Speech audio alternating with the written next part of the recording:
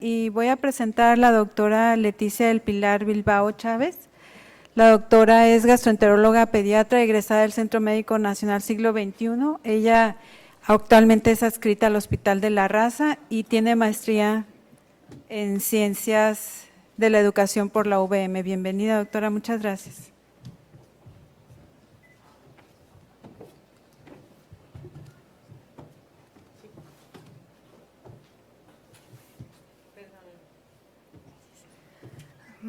Buenos días a todos. Agradezco al comité organizador la oportunidad de compartir esta charla con ustedes.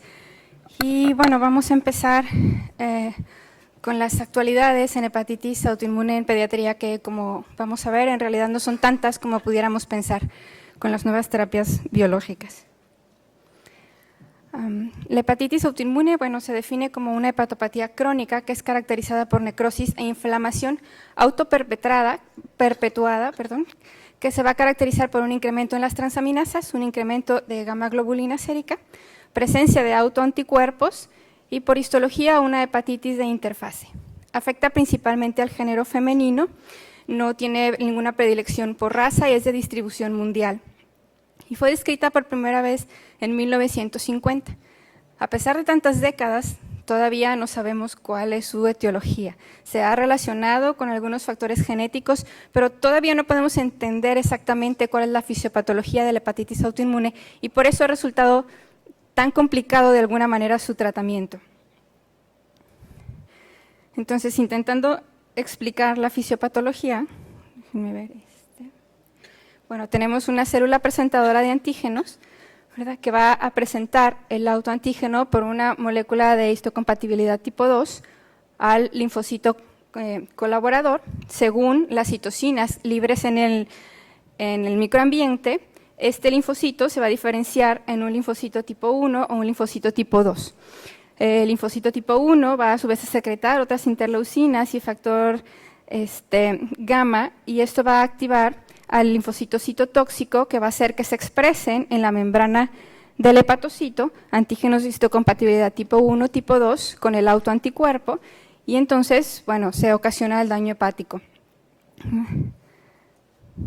Por otro lado, tenemos también las células T reguladoras que se supone deben inhibir este mecanismo, sin embargo, todavía no comprendemos bien cuál es su función. Y también están las recientemente descritas TH17, que se sabe que producen interleucina 17, pero tampoco se sabe exactamente cuál es el papel en la patogénesis de la hepatitis autoinmune.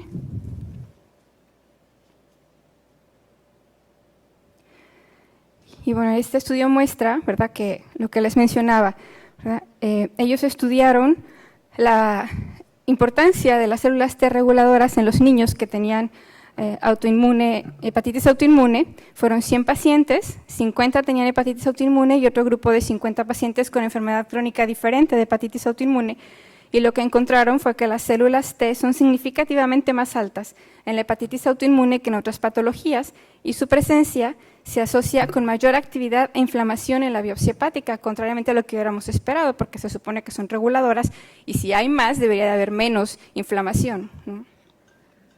Entonces, les digo, todavía pues no entendemos qué pasa con la hepatitis autoinmune. Sabemos que la biopsia se caracteriza por una hepatitis de interfase con un infiltrado predominantemente de células inflamatorias que va a pasar la línea limitante, aquí lo tenemos mejor, ¿verdad?, que va a producir una degeneración de los hepatocitos, hacer las células balonoides que va a activar los macrófagos. Y la característica principal, bueno, es que estas células pasan la limitante. ¿Cómo diagnosticamos la hepatitis autoinmune en pediatría? Bueno, los criterios diagnósticos fueron establecidos por un panel de expertos desde 1992, actualizados en 1999 y 2008. Todavía son vigentes estos criterios y posteriormente, ahorita van a ver por qué, se establecieron los criterios simplificados. Entonces, estos son los criterios originales, son muchos, ¿verdad?, y aún así tienen todavía duda, ¿no? Según el puntaje puede ser como hepatitis probable o definitivamente hepatitis. Entonces, se decidió hacer los simplificados, ¿verdad?, que también queda como definitiva y probable. Estos son en adultos, ¿no? ellos lo siguen utilizando. Presencia de autoanticuerpos, histología compatible, elevación de transaminasas, inmunoglobulina G elevada, descartar la infección viral, el consumo de alcohol y que no estén expuestos a fármacos hepatotóxicos. No fue hasta el 2012 que se validó y se modificó estos criterios simplificados para poderlos usar en el diagnóstico de hepatitis autoinmune en niños. Esa tabla está del artículo original y aquí tenemos una en español un poquito más clara, ¿no? Tomamos en cuenta anticuerpos antinucleares o anticuerpos antimúsculo liso, anti-LKM1, los anticuerpos anticitosol hepático, antígeno soluble de hígado e hígado-páncreas, la histología y la ausencia de hepatitis viral. Si el puntaje da 6, queda como probable. Si es mayor de 7, tenemos un diagnóstico de certeza de hepatitis autoinmune. Cuando tenemos un puntaje de 6 o menor, la recomendación es utilizar los criterios originales de la tabla grandota que les mostré ahorita y que no se veía bien. Porque ese incluye la respuesta a tratamiento. Entonces, si tenemos duda y el puntaje es 6 o menos, la indicación es dar tratamiento y ver si responde. Si responde a tratamiento, podríamos catalogarlo sin lugar a dudas como una hepatitis autoinmune. La hepatitis autoinmune, como todas las demás enfermedades inmunológicas, se asocia a otras enfermedades de la misma etiología. Principalmente tiroiditis, diabetes, enfermedad inflamatoria intestinal, artritis reumatoide, psoriasis, síndrome de Sjögren, otras enfermedades de tejido conjuntivo, lupus, enfermedad celíaca, glomerulonefritis, esclerosis múltiple, principalmente, tanto en niños como en adultos. ¿Y cómo la clasificamos? Bueno, se clasifica como hepatitis autoinmune tipo 1. Esta se presenta principalmente en adultos y en los pacientes pediátricos es en niños mayores de 10 años, por lo general. La hepatitis autoinmune tipo 2, que es la que encontramos mayormente en pediatría, es más común en la infancia, y algunos autores refieren también la hepatitis autoinmune tipo 3, pero realmente no está como muy aceptada esta clasificación. Nos quedamos con hepatitis autoinmune tipo 1 y tipo 2. Entonces, la hepatitis autoinmune tipo 1 se va a caracterizar por la presencia de estos, estos anticuerpos, ¿verdad? Anticuerpos antinucleares, antimúsculo liso, antiactina, ¿verdad? Y un 25% de los pacientes pueden tener antinucleares negativos. La hepatitis tipo 2 se va a caracterizar por una presencia de anticuerpos anti-LKM tipo 1, que estos sí tienen que estar presentes forzosamente para poderla clasificar como una hepatitis tipo 2. La susceptibilidad genética, bueno, esto se ha visto que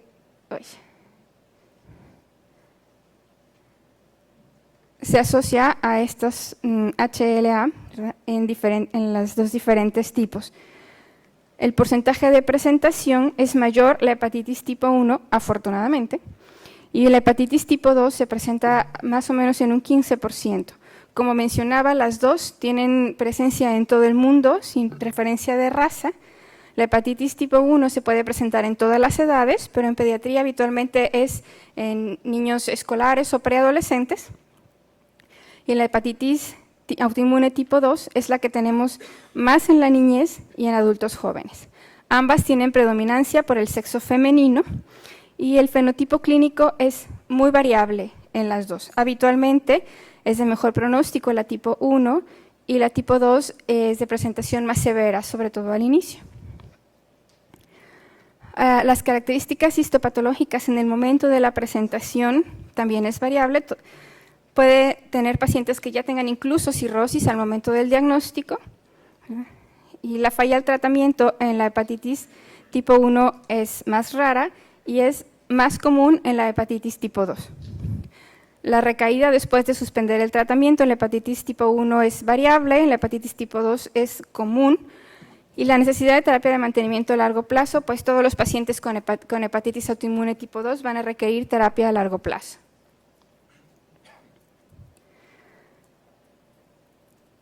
Ok, aquí lo que les quiero mostrar es que los anticuerpos que tenemos positivos ¿verdad?, en la hepatitis autoinmune no son característicos de esa enfermedad únicamente, y en esto recae mucho de la dificultad diagnóstica.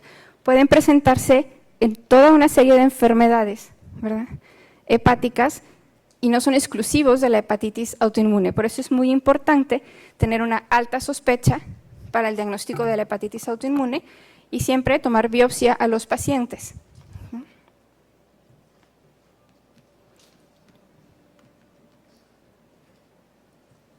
Y bueno, esta es la continuación de la tabla, ¿verdad? Vemos que los anticuerpos presentes no son específicos de la hepatitis autoinmune, pueden encontrarse en otras patologías.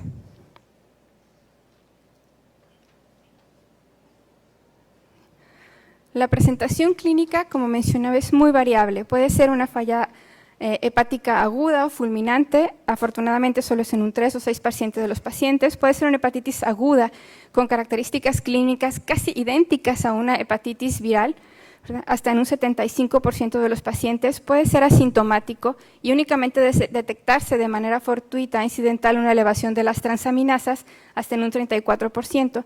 Y hay otras menos comunes, como pacientes que son seronegativos y con biopsia característica de hepatitis autoinmune, elevación de transaminasas y elevación de IgG, que se ha visto que eventualmente presentan positividad de los autoanticuerpos, pero no necesariamente al inicio.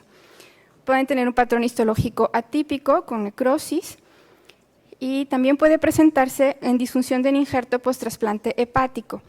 Aquí es importante tomarlo en cuenta cuando tenemos un paciente trasplantado que tiene disfunción del injerto, porque no va a responder al tratamiento antirrechazo.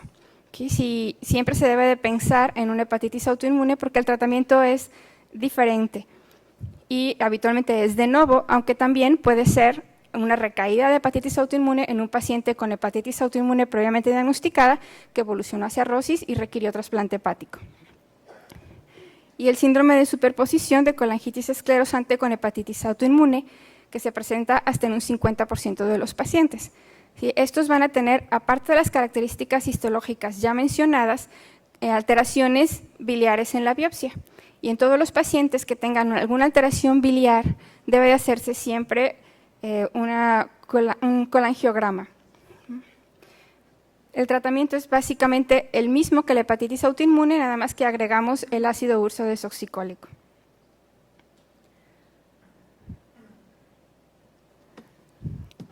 Bueno, el diagnóstico diferencial de la hepatitis autoinmune incluye la hepatitis aguda, que es la más frecuente, ya mencionábamos la hepatitis viral, por cualquiera de las etiologías, la colangitis esclerosante primaria, la enfermedad de Wilson.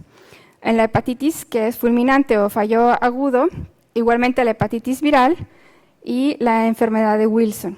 En la hepatitis crónica tenemos que diferenciar de la deficiencia de alfa-1 antitripsina, de hepatitis tóxica, colangitis esclerosante primaria y enfermedad de Wilson. Los síntomas que son inespecíficos, tenemos que diferenciar enfermedad celíaca, deficiencia de alfa-1 antitripsina, hepatitis viral anictérica y también enfermedad de Wilson. Y en los pacientes que nada más se presentan con un aumento de transaminasas o una hepatomegalia o esplenomegalia en el examen de rutina y que por lo demás están asintomáticos, tenemos que hacer diagnóstico diferencial con una hepatitis viral anictérica, deficiencia de alfa-1 antitripsina y enfermedad de Wilson. Entonces, aunque es una enfermedad que se presenta en niños y adultos, lo que a mí me llama la atención es que ellos van más adelantados, bastante más adelantados que nosotros en cuanto a tratamiento de la hepatitis. Y sin embargo, vamos a ver que las características no son tan diferentes, excepto por la edad de la presentación. La falla hepática aguda ellos la tienen en un 20% y en niños es de un 3 a un 25%. Como hepatitis varía alrededor entre el 30 y 40% y nosotros 37 a 47%. ¿verdad? Y si vamos analizando la tabla, vamos a ver que en realidad no es tanta la diferencia aún en el tratamiento inicial que se propone, ¿verdad? La recurrencia después del trasplante hepático en ellos es de un 42% y nosotros un 30%, que quizás sería una de las principales diferencias. La tasa de remisión en ellos es de 80% y nosotros 87 a 97%, a pesar de que en nosotros es más frecuente la hepatitis autoinmune tipo 2.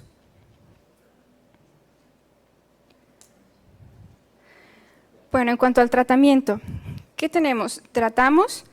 ¿Cuándo vamos a detener el tratamiento? ¿Es posible dejar a un paciente con hepatitis autoinmune sin tratamiento? ¿Y cuáles son las indicaciones para suspender el tratamiento en la hepatitis autoinmune?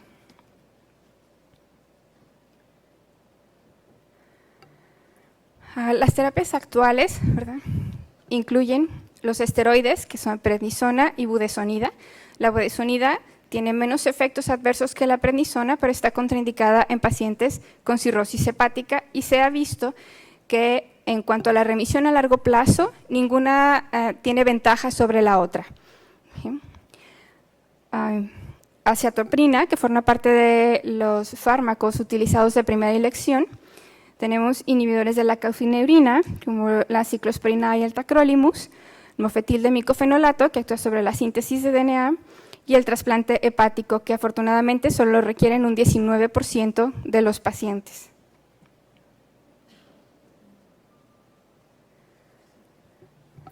Entonces quise mostrarles esto para que vean que no es tan diferente la terapia que se propone para adultos y para niños. ¿Sí? Puede iniciarse con prednisona o bien terapia combinada con un esteroide y aciatoprina, ya sea prednisona o budesonida. Las dosis, bueno, no tiene caso que las comentemos, nada más quería mencionar esto. Y en niños, bueno, el régimen inicial es prednisona, iniciando a 1 o 2 miligramos por kilo día, con un límite máximo de 60 miligramos por día. Puede ser sola o en combinación con la aciatoprina, aquí refieren 1 a 2 miligramos por kilo por día. Aunque se recomienda iniciar a dosis baja de 0.5 miligramos por kilo por día y si no responde, ir incrementando la dosis. La terapia de mantenimiento es por 6 a 8 semanas, prednisona de 0.1 a 0.2 miligramos por kilo por día o bien en 5 miligramos por día. La aciatoprina en una dosis constante si se inició de manera conjunta. ¿Y cuándo vamos a suspender la terapia? Bueno, ellos refieren cuando tengamos exámenes de función hepática normales de 1 a 2 años durante el tratamiento. Y aquí dice una biopsia hepática que no tenga inflamación. Ahorita vamos a ver por qué es eso importante.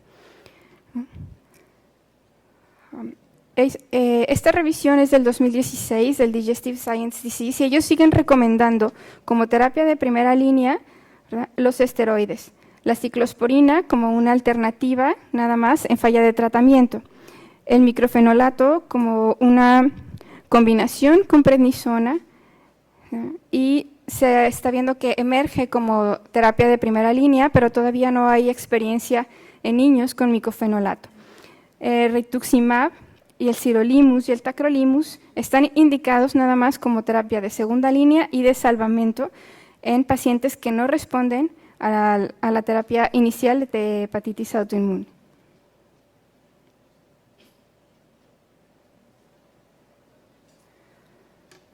Entonces, ¿cuáles son los factores predictivos para una pobre respuesta a la hepatitis autoinmune? Ellos, en este estudio, ¿verdad?, ellos estudiaron 282 pacientes, de los cuales un 59% tuvieron una respuesta adecuada al tratamiento inicial y un 41% una respuesta incompleta o bien o sin respuesta al tratamiento. Y concluyeron que las características que fueron estadísticamente significativas en estos pacientes fue la menor edad, que tuvieran cirrosis al momento del diagnóstico, niveles menores de ALT-AST, precisamente por la cirrosis o el daño hepático, y mayores niveles de IgG, que se asocian a una falta de respuesta a tratamiento.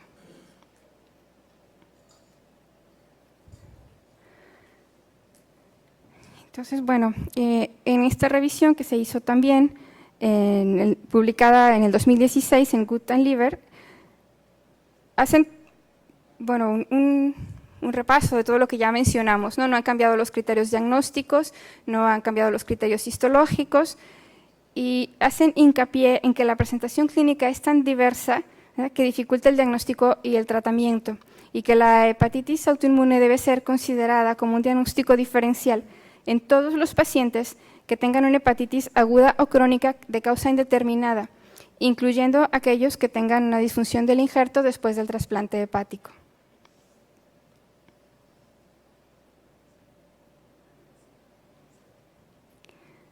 Entonces, ¿cuáles tratamientos son nuevos en estudio? Las intervenciones moleculares, ¿verdad? Como el Avacertep, el Rituximab, el Infliximab, ¿verdad?, los anti-CD3 y el Simtuzumab.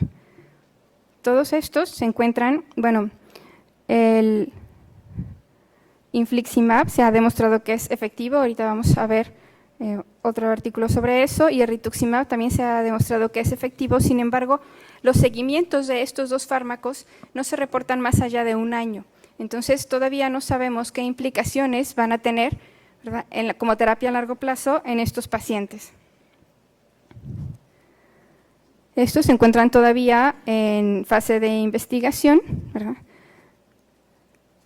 Los fármacos adaptativos de la regulación de células T, que se ha visto que son efectivos, pero únicamente en modelos.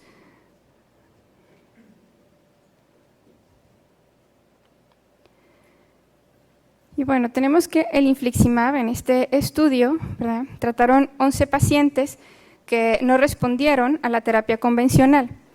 Ellos refieren que sí mejoraron las transaminasas, sin embargo, 7 de los 11 pacientes tuvieron infecciones importantes.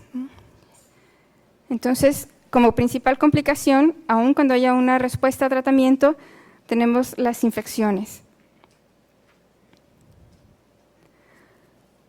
Y otra cosa que no se había descrito hasta recientemente, y únicamente son estos 2 casos, es la hepatitis autoinmune asociada al tratamiento con Infliximab en pacientes con enfermedad inflamatoria intestinal. ¿Okay? Entonces, si utilizamos el Infliximab para una cosa, podemos dañar otra, y por eso es que no se ha recomendado todavía más que como terapia de rescate cuando no responden a la terapia inicial. ¿Okay? Este fue un paciente masculino de 12 años de edad que tenía colitis ulcerativa, que recibió tratamiento con prednisona, bueno, lo que ya sabemos, mesalazina, mercaptopurina. Sin respuesta al tratamiento, tenía transaminasas normales y anticuerpos negativos, pero una biopsia hepática compatible con hepatitis autoinmune. Se retira el Infliximab y tiene normalización de las enzimas a los 3 meses posterior a la suspensión del mismo. Y la otra fue una niña de 15 años de edad, también con diagnóstico de colitis ulcerativa, sin respuesta a tratamiento, y ella tuvo un síndrome de superposición con hepatitis autoinmune y colagitis esclerosante, y también tuvo normalización de las transaminasas al descontinuar el Infliximab.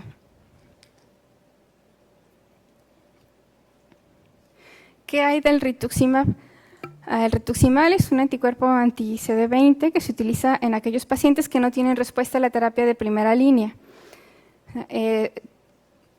Hace una depresión de las células B y entonces se sugiere que por el posible papel de las células B en la patogénesis de la hepatitis autoinmune puede ser benéfico en los pacientes con esta enfermedad.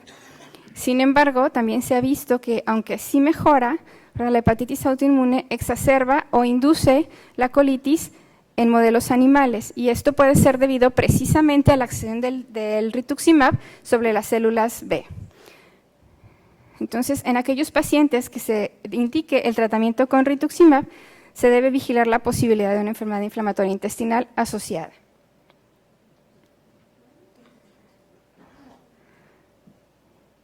Y de los otros estudios, bueno, todos se encuentran en fase 2, los otros fármacos, ¿no? El Simtuzumab principalmente está en estudio para tratamiento de la fibrosis. Ahorita, bueno, se han reportado en los preliminares que responden al tratamiento con Simtuzumab, pero no sabemos, como se menciona, a largo plazo cuáles vayan a ser los efectos de esta intervención en la inmunidad. Entonces, ¿qué pasa con los niños en los que se puede descontinuar la terapia? En este estudio fueron 56 niños con hepatitis autoinmune, la mayoría fueron mujeres y tuvieron una media de edad de 11 años. una remisión bioquímica con tratamiento inmunosupresor en un 76%. 23.1% representó recaída y a todos los pacientes se les realizó biopsia hepática previo a la supresión de tratamiento. Se suspendió en 16 pacientes y solamente tuvieron éxito 14 pacientes, todos con hepatitis autoinmune tipo 1, y mantuvieron su remisión durante el seguimiento por 5 años. Las indicaciones para suspender el tratamiento es que tenga 1 a 2 años con transaminasas y niveles de IgG séricas normales, ¿sí?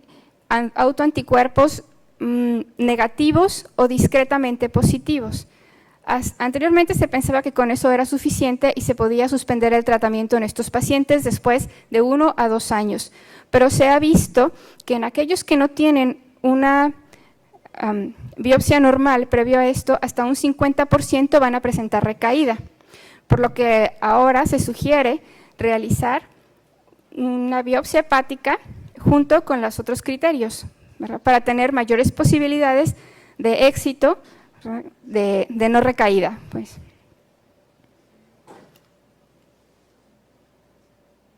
Y no está recomendado en pacientes con hepatitis autoinmune tipo 2.